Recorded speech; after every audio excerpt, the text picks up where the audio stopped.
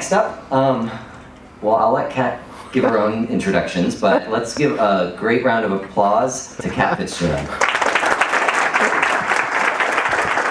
Thank you. And please give it up for all the volunteers that you see in the room with the cloud shirts, because they've been doing a great job. All right, if you know me, well, if you don't, you're about to. This is me. I run B-Sides Chicago. I do a lot of B-Sides. I've done B-Sides Pittsburgh. And the important thing is I'm a natural creature of winter. And you will typically find me sipping Casa Noble Añejo while I'm battling all the nasty evildoers with open source software. And this is indeed Casa Noble Añejo. So cheers.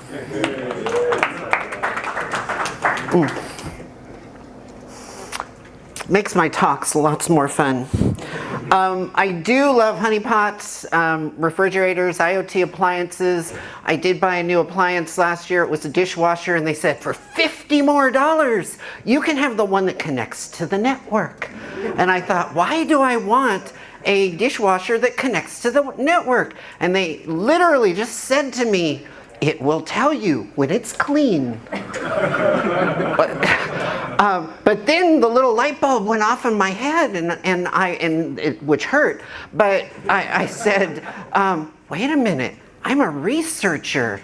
Tax deduction.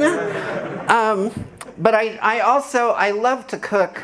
So last weekend before coming here to Hacker Summer Camp, I did put up a new spice rack in my kitchen. Come on. What do you think? All right, with all seriousness, let's kind of get started. Views and opinions typically are my own. They have nothing to do with who I work for, because I might work for a cloud company, who knows. Any examples, anything that I give you, please take them with a grain of salt. Do not do some of the things that I suggest unless it's things that you own and have permission to do. Okay, so that's the disclaimer part of it. So why we aren't here? Well, I'm not going to solve all your security woes. Who would? I'm not going to teach you how to break into the cloud. I'm going to give you concepts. My goal here today is for you to walk away from here thinking, damn, I better go look at this and that because holy crap, there's a lot of stuff. And God, this is why I don't record my talks. Oh well, there's a lot of stuff out there that people can get into, and I should probably be more aware of it. Come on, it'll go. Watch the battery. This is mine. I've been letting everybody use it for the last 2 days, and it's probably going to die during my talk. Common sense went out the window decades ago. I always like to say that. Clouds are evolving, and if we don't stay on top of them, because attack vectors are changing. But you're going to see something interesting about these attack vectors, and that's why I also subtitle this talk Threat Modeling Humans. Because it's humans that make the mistake when it comes to misconfigurations. And that's what we're going to see. So why we are here. First of all, welcome to Cloud Village. Had to get the logo in there right away. But we're here for the cloud. Yay. Woohoo. And security. But when you add humans, oh crap, now we're doomed. God only knows what's going to happen. And an interesting thing, when I started researching this years and years and years ago for this talk, in 2018 and 17, they were saying, misconfigurations is the #1 way that clouds are being breached. Then in 2019, then in 2020, and 21, and 22, and even this year. I mean, it's everywhere. And how does the cloud work? I am not going to assume everybody in here knows how the cloud works, so we're going to do a quick little pizza box thing. But really, it works by magic. But the classic thing is, it really is just more computers that somebody else put up in a big data center somewhere. And guess what? There's still humans running those things. And then we get on them and more humans. So it's humans times 2. Uh-oh, that's going to be even a bigger problem. Why is it not working today? And common sense is required, so please disregard the previous slide. All right, pizza as a service. I like to throw this up here because how many people have been working on the cloud for less than 6 months? Really? Okay, that's good. How many people are over a year? Oh, good. How many people have not even started working in the cloud? Anybody? A couple of you. All right. This is why I like to throw this up here, because it points out 4 very important concepts that we need to talk about. And that is, what is an on-prem system? Okay, we all know that. But what is infrastructure as a service, platform as a service, and then software as a service? What are these things? And who's responsible for what? I had, how many people have worked with containers and Kubernetes and Docker and all this?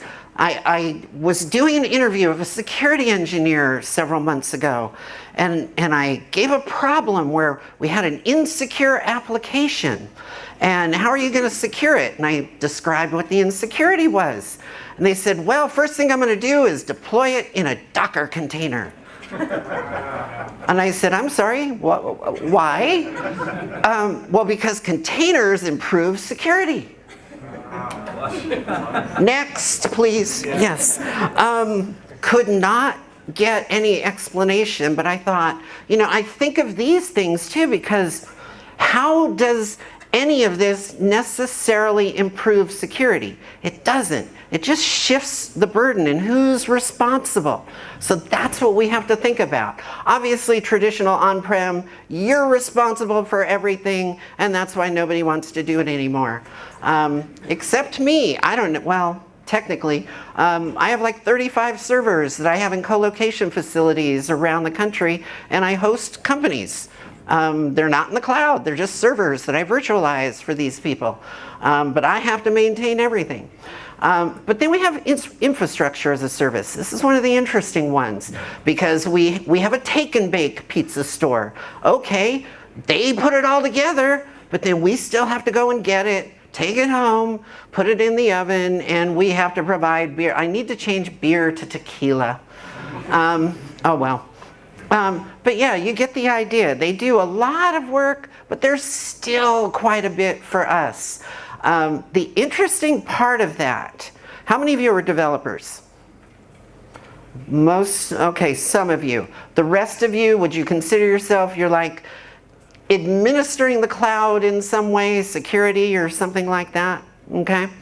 One of the problems I have with developers, sorry developers, but you get these questions like, well, okay, I know I'm not supposed to put credentials in the code, but can I put credentials in the configuration files instead? No. And when you get to the infrastructure as a service, this is a common problem. You find credentials in the YAML files that are being deployed for the IaaS. Platform as a service, we have a little more that the vendor is going to do, but we still kind of come to the table. And there's still an application involved. And that's the thing that I want to get across. So when you think about all of this, well, they're still not going to take care of, they're not going to take care of the security by putting in a Docker container. Okay? Software as a service, you think, oh, the vendor takes care of everything. Of course not. Because what about access to that service? And what is that service going to do? I don't know, but we're going to talk about that in just a minute. Okay?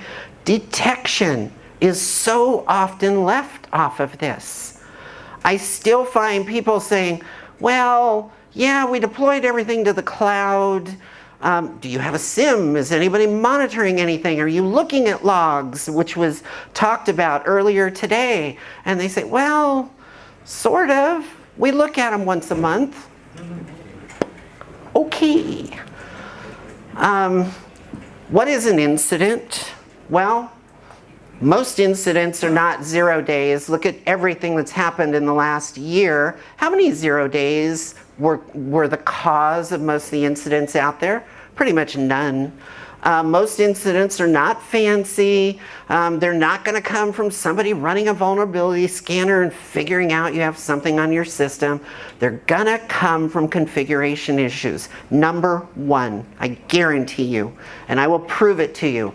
A close second, compromised credentials. When was the last time you searched for AWS token in GitHub or GCP or the word password, which still occurs everywhere? And then trailing in third is overprivileged users. This was actually talked about in a previous talk a little while ago, that you have developers that come to you and say, oh, I need all these access modes on AWS. And you ask them, can you please explain to me why you need 14 different access privileges? And they'll go, well, so we can do our job. No, I need to know exactly why you need each one. And they can't. I've had developers tell me, well, we were told we needed these. No, it's just not. But this just keeps happening. Oops, I leaked it again. PII exposed in RDS snapshots. Yeah, okay, fine. Hundreds of Amazon RDS snapshots discovered. What do we have? Exposed AWS buckets. No, I'm not picking on AWS. These were just a bunch of headlines I grabbed, and they all seem to point to AWS. Yeah, hundreds of RDS snapshots discovered leaking user. Each one of these has a different date, by the way. They go back to 22, 21, and so on. So these aren't all from the same incident. It's just proof that, oh yeah, it just keeps happening. But why does it happen? Well, even OWASP moved it up one.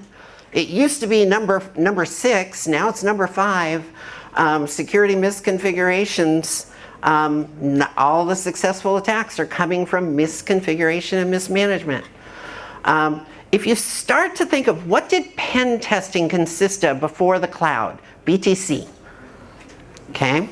Well, before the cloud, identify targets. You find some IPs, you scan them. You scan them for some vulnerabilities, and you go after those. You try to exploit those vulnerabilities. They're typically on-prem or in a DMZ or something like that. You might have various modes of access. If we think of after the cloud or AC, what did you do? We look for misconfigurations. Now, someone might say, but Kat, where do we find misconfigurations? Somebody might say that. But Kat, where do we find them? Oh my God, what a great question. It's almost as if you were prompted. People are still storing them in all of our favorite places, such as GitHub and GitLab and so on. You will find files used to configure cloud instances in these public repos. Because what's the first thing developers like to do? They put all their stuff in a GitHub repo, and a GitHub repo by default is public access. Oops. We then line up the targets and we then go after them. That's what we do when we have the cloud. But when we start to look at cloud incidents, misconfigurations are number 1, and we're going to see the types of misconfigurations in just a second. And that's because training is non-existent. How many of you actually provide cloud training at your company, wherever you work? To your developers. 1, 2, 3. Yeah, it's crazy. It's crazy. We misplace or forget where tokens and keys are. I had a developer that he was the lead on a team, and he said, well, I wanted to help my team working on this project, so I thought, I'm going to create a GitHub repo and I'm going to load everything up there. And he did. Of course, when he created it, it was public. And then he took a folder and he uploaded the folder for the team. He forgot that there were dot files in the folder. Within 5 minutes, the particular GCP account had been compromised because there were GCP tokens in that folder, and 47 instances of Bitcoin mining were spun up. But everyone always, not everyone, I shouldn't say that. A lot of people think that when you see coin mining, oh, big deal, we'll shut it down. Was that a decoy? Was it trying to get you away from, oh, look, shiny, we just broke into your database over here. Be careful of that, don't assume it. Come on. Oh, and yeah, that was my once upon a time I was just telling you about. Lack of training in cloud secrets is the other thing. Okay, we don't teach developers. Very simply, I worked for another kind of company a few years ago. We had 3,000 developers.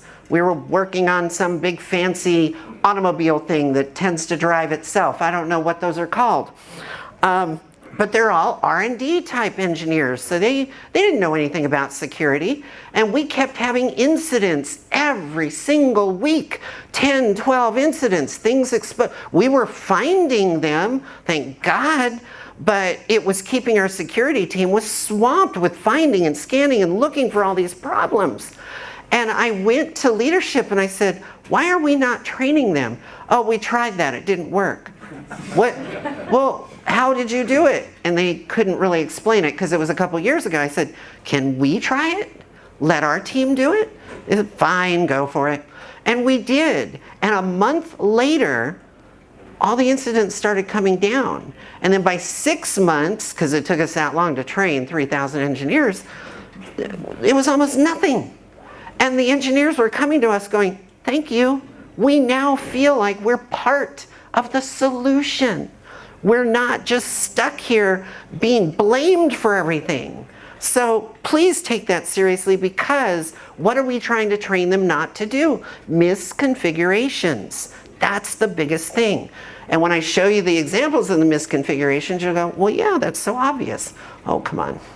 Okay, also encryption at rest, but we'll talk about that coming up. And then in transit, another big issue. Okay, this is an interesting slide. This was this year. This was in 2023, and thank you to Qualys for putting it together. But essentially it shows you the most misconfigured controls on average discovered in AWS, Azure, and Google Cloud. Now, why are they different sizes? Because everybody goes and trains and learns AWS. They don't care about the other ones until they have to move to the other ones. I will speak from experience where I was working for a company and we had just spent the better part of a year standing up a very secure AWS environment with everything configured, no one could break in. And then they came to us and said, well, our largest customer is Walmart and they don't want us to keep all their data on Amazon stuff. So we have to move everything over to GCP, and we have to do it in 3 months. I'm sorry, kill me now, please. We did it, and yeah, it was crazy. But you realize that, oh crap, you don't know all the other ones. And yet the concepts are the same. It's just the commands that are different. Go and learn them. Change this. Make it so they're all 34%. They'll still be misconfigured, but what the heck? At least it'll be balanced. I don't know. But yeah, it is a problem. Come on. You're going dead, aren't we? There we go. Okay, I use fiddler because I like to think of traditional. This is going to drive me crazy if it's not going to keep working.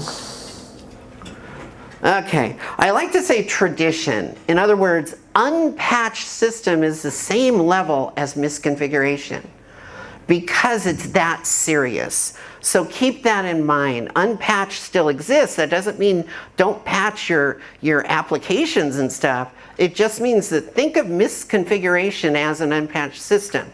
Why? Because you are just a tenant on this environment. If you have compute instances and you are not patching those compute instances, Amazon or Microsoft or Google, they're not going to patch them for you.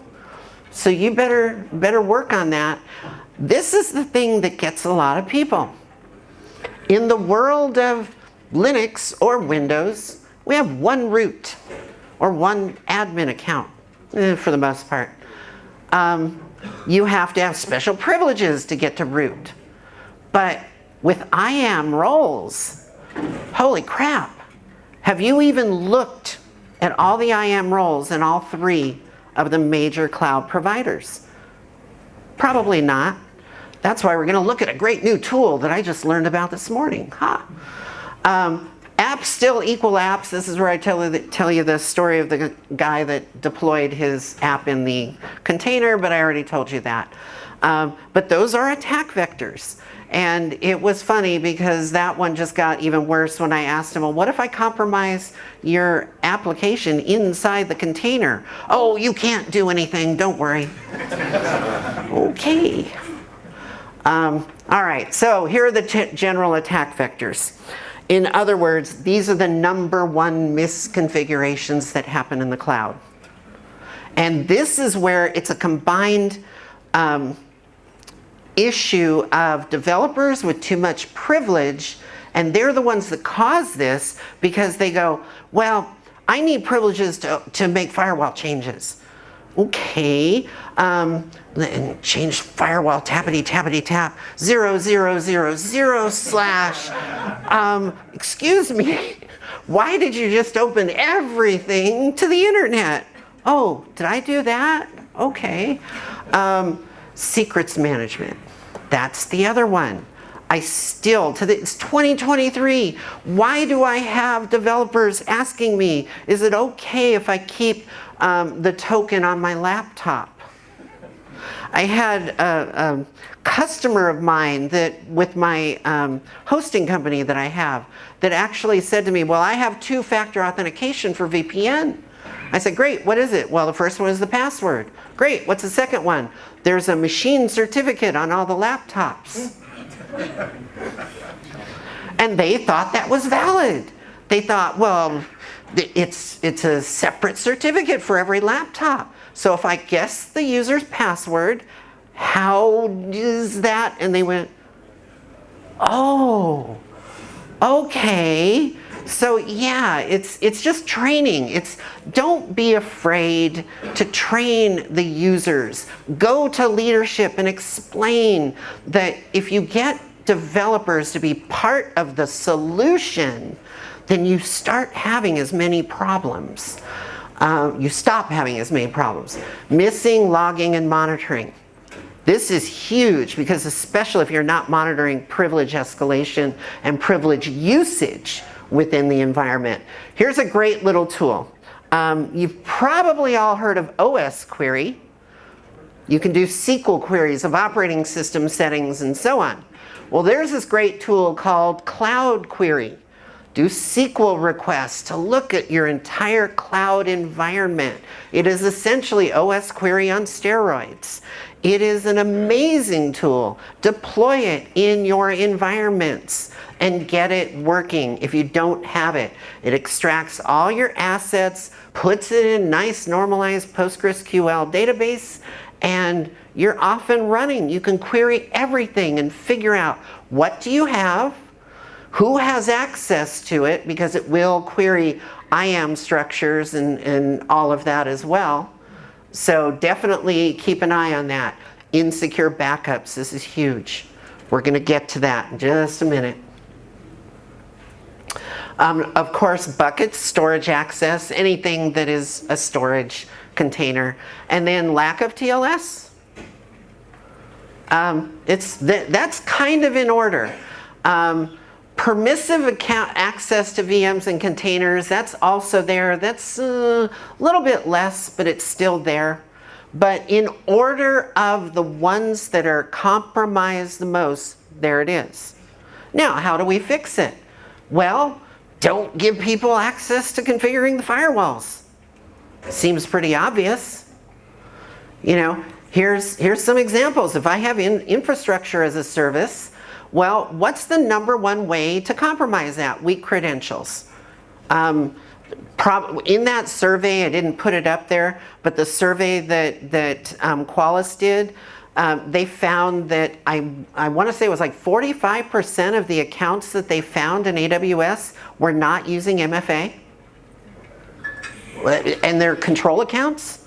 That's insane. Anything belonging to the tenant is an attack vector when you have infrastructure as a service. So weak credentials in that area are going to kill you. Application bugs are still important because the applications are being deployed there. What if I could get RCE in an application? I could read all your configuration files, probably. So be aware of that. And then the misconfigured firewalls. So infrastructure as a service, I'm looking for weak credentials. That's going to be the #1 thing. And of course, if they leave the files exposed, if they put them in GitHub or anything like that. Metadata API, I'll give you a slide on that in just a second. And then AC, that's kind of after credentials. If I can get even one credential, I can query the metadata API, and that's going to tell me the lay of the land. I'll show you in a second. Platform as a service. Well, it's a little bit greater than infrastructure, but a little bit less than software as a service. What do I want to look for? Application vulnerabilities. You know, that one, storage. That's where these RDS backups come into play. Because I might deploy something like a SQL instance or something that looks like a SQL instance and it has an RDS backup, and the backup is not protected. Data in transit is also a key thing. All right, this is thank you to Cloud Village. Why? Because this was 2 tools that I found this morning in 2 talks. One of them is called IAM APE. It is an IAM AWS policy evaluator. They just released it today or recently, and it will help you to evaluate the configuration of all your IAM privileges and everything for all your accounts. This is huge. So yeah, I'm glad I was here volunteering with Cloud Village. Thank you, Cloud Village. The other one was about an hour ago called Cloud Recon. This is another great tool. This was just released a couple of hours ago, and this will actually go out and look for, think of it like Shodan in a way, but you will download it, put it on your own environment, so there's no relying on APIs and connections to some service that, what if it goes down tomorrow? This finds all the assets in your accounts that you might not know about. Very powerful tools. Definitely take a look at these. All right. This is the metadata API. I put the URLs up here. If I can get any kind of account and I can then access the metadata APIs, I can map out your entire environment. And go look at the URLs. You can read about it. There's an AWS blog, GCP blog, and Azure blog.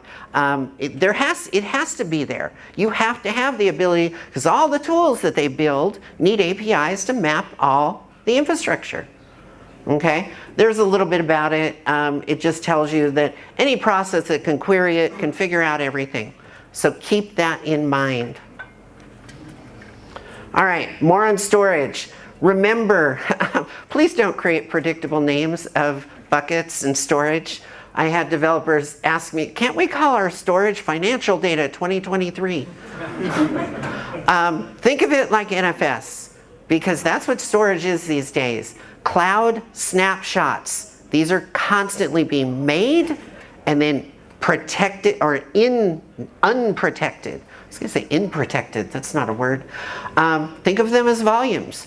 These volumes can be attached if I can find them, and when you attach them, they have no permissions associated with them. Cloud snapshots are very much infrastructure as a service, attack service. Why? Because when they're created and then you delete a project, they're still there. And they have no protections. It's a disk image copy of the entire cloud instance that you were running.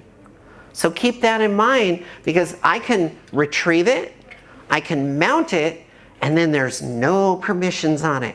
So if you had a password file, a shadow file, they're mine. Okay. Okay? All of these things typically think of the permissions, whether they have public read-write, whether they have usernames, passwords that are guessable, they're always being found. There is a tool called Gray Hat Warfare. It will go out and find unprotected buckets and storage units and so on. Okay? Checking my time, a few more minutes. And this is a picture of it. This is an old one from a couple years ago. But at the time, you can see the number of AWS buckets, number of Azure buckets. I mean, everything that was out there that had access. Think of this as it's Shodan for storage. And if you go take a look at it today, yeah, it's insane the number that you will find that are public asset access buckets.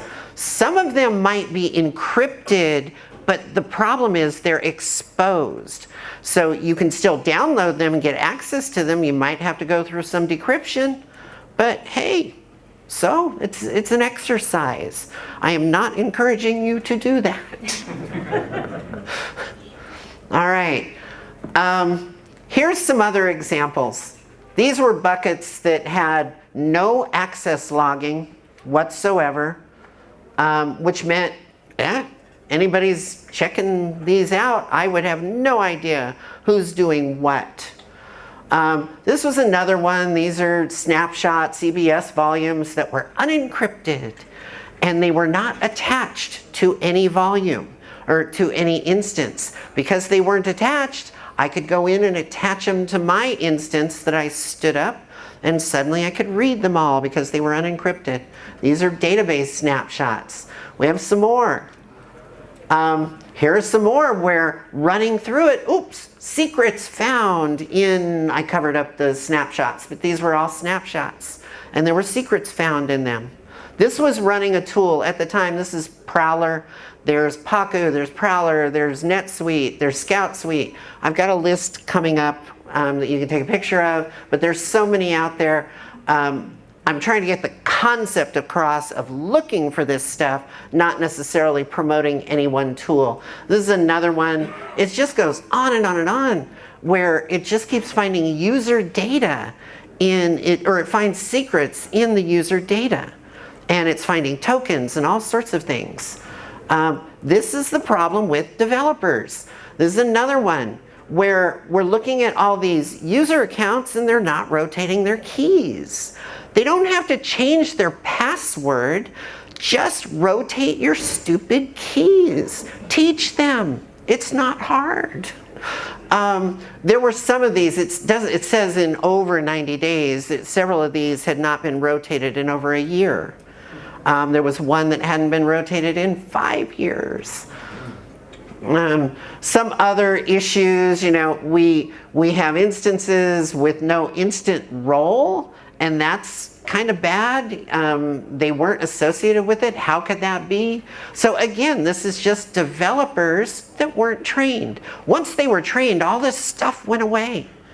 It was amazing. And these are some tools that you will find useful, or I'm sorry, these are news articles about more data being exposed. I throw it out there. But here was an example, because this was PII and exposed RDS snapshots. And lo and behold, all of these RDS snapshots were not being shared. So that was a good thing. They all passed. They were not exposed. I didn't show you the ones that weren't. There were a lot of them. This was another example of a misconfiguration. It is no more, but this was last year, last November. This is a friend of mine that found this, but on the Mastodon servers, the S3 buckets were exposed to Anonymous, and Anonymous had full access to all the S3 buckets. Oops. Yeah, little problems. It got fixed right away, literally within about 48 hours. But yeah, when Mastodon was kind of getting launched and everything all over, what's this thing called now? X? Whatever. All right, here are more tools. We know the concepts of what we want to start looking for. There's a tool called Cloud Enum. This is a great tool. It is a great way to go out and enumerate the public resources in all of your clouds, AWS, GCP, etc. These are great tools. Paku, one that was just spoken earlier in the last couple of talks that were going on. Another one called Cloud Mapper. Prowler is one of my favorite, but it's slowly being replaced by Scout Suite.